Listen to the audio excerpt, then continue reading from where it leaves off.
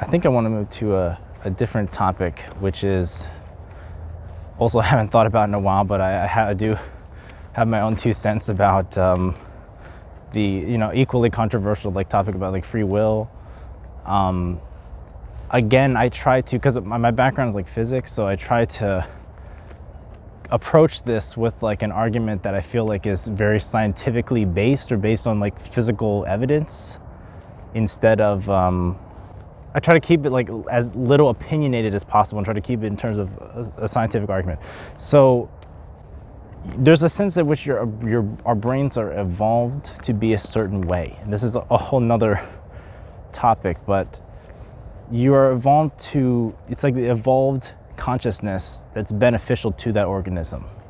It's you have the example I really like to think about is that I think that people are kind of evolved to be at a kind of, their mind is evolved to be in this perpetual state of being in the middle between happiness and positive and negative, basically, to where you're always kind of out of equilibrium, hovering around this place where you're trying to go reach for something better.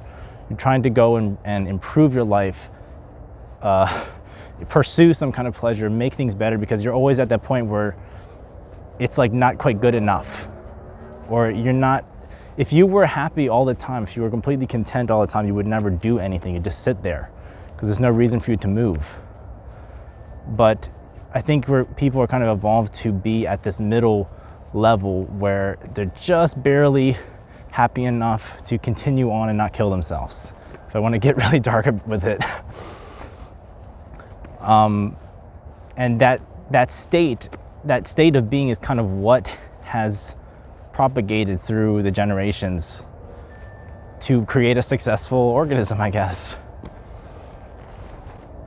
In the same way, I think that people are kind of evolved to not recognize that they may not actually have control of what they are going to do at the next moment. Because it's not, I think, I'll just cut to the chase. I think that the way I like to phrase it is that on a short time scale, determinism is pretty much the case. In other words, you don't really have free will on this time scale of a minute or a second or something. I'm not sure. I really don't know how to put a number on it, but I don't believe that you can actually change what you're going to do from this moment to the next moment. I believe that you're kind of on a trajectory which is defined by the particles that comprise you as a being, as a object. So again, what I'm trying to do is I come to a physical, or use a physical argument and say that you are a system of particles, molecules interacting. Your whole body is built up from these components of cells, which are built up from a bunch of interacting network of molecules. And there's no reason, in terms of looking at that as a physical system, there's no reason why you would, there's no reason for the trajectory that system is on to be altered from one moment to the next. So again, in thinking about determinism and free will, the argument would be to say the argument in favor of something like free will would be that you can choose to turn right or left. If you're walking towards what I always think about, the example, a thought experiment I think about is if you were running towards a pole, and then at the last minute you have to decide to go right or left because you're going to hit that pole. It's you have to make a decision. Are you going to go right or left right at that moment before you were running towards it, before you hit it? And my argument is that no, you can't actually, you really don't really decide to do one or the other. It's not in the sense that it's not like you could have gone a different way than you went.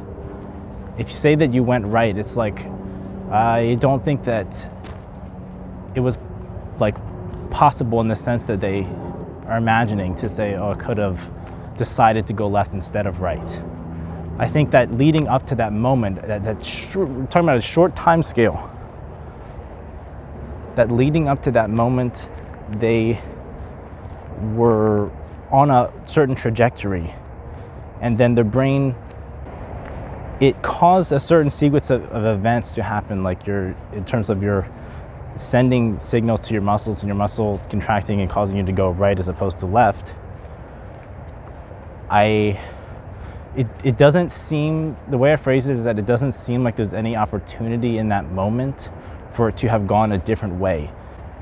It's like, where does the force or the randomness enter into that? That's what you have to, that's the way I think about it. It's like, where was there ever an opportunity for something completely out of the blue, like stochastic almost, to happen?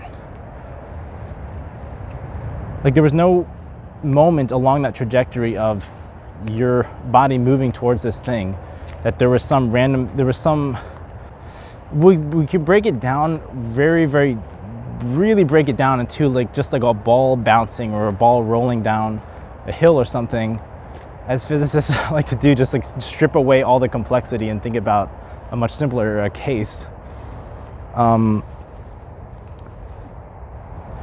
The ball is not going to decide at some moment to not go on the path that it's going. It's just moving. It's like, in that short time scale, there's even though it's extremely difficult to model the complexity of the real world, and there's so many different variables, and it's difficult to model it exactly what it's going to do, but you can get very, very close if you start factoring more and more elements of the environment. You essentially can predict it. And if you've seen like particle simulations or fluid simulations nowadays, it's getting so incredibly realistic. It just makes me want to say, like, we pretty much have figured out, you know, if you can replicate something that closely to make it look so real, I think that says a lot about how much we've actually understood about fluids. It's like a triumph to me. It's like how we have gotten so good at understanding how fluids work that you can recreate it in a computer to an extremely accurate level. So I think that the body, an individual, like an animal or human making a decision, is not different from a physical system like that. There's no opportunity for it to do something that was not along the trajectory it was already going. Think about it stepping from in a time increment from like one moment to the next. Where does some magic hand come in and start telling you, well, it could be whatever we want at this point. We could do, whichever, we decide, quote unquote. I don't think there was a moment like that. I don't think there is. I think that the reason why we feel like we have control. So then the challenge is on me is to go and explain, why does it always feel? Because the problem is, like, people can't deny that feeling that they have, which is so strong. They trust themselves too much. You have to understand that that your mind is going to tell you things which are not always true. It's going to create a sensation which feels so real, like deja vu. If you had deja vu, and there's no possible way you've been there before, like logic is telling you that there's no way that you have been to this place or seen this exact thing before, but the feeling of it is so strong, it's just incredible. And it always intrigues me when that happens to me, because I'm like, I have to tell myself, like, isn't that incredible? I know I have not been here before, but my mind is telling me that I've seen this exact thing before, and it's just so real. So that's the similar thing going on with the case of feeling like you have free will, I think. You don't actually, it's scary to think about. This is starting to get into an area I don't know a huge amount about, but like, it could be stochastic effects accumulating from like a quantum level of the particles moving, but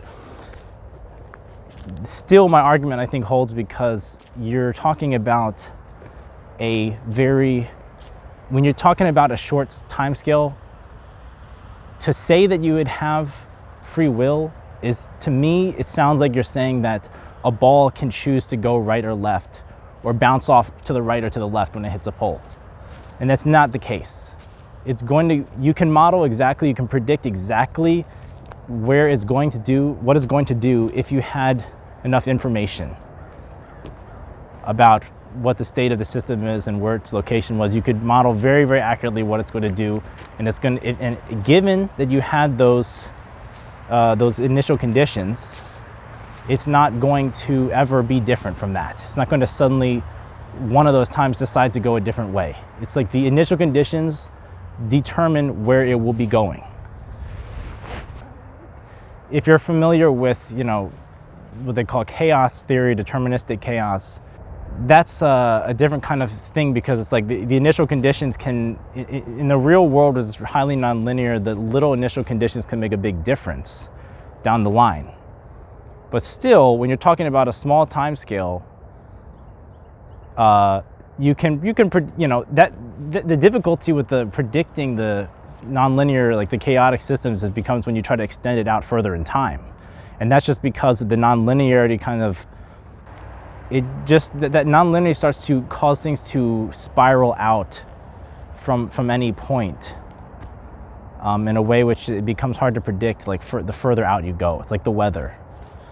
And that's different. So again, I'm only focusing on a very short time scale here, and like assuming that when you say you make a decision, you're making it at one moment. Yeah, I think that kind of sums up. I've danced around the topic and tried to. I think I've explained that in a couple different ways to think about. So I think we're going to move on to the next topic or whatever.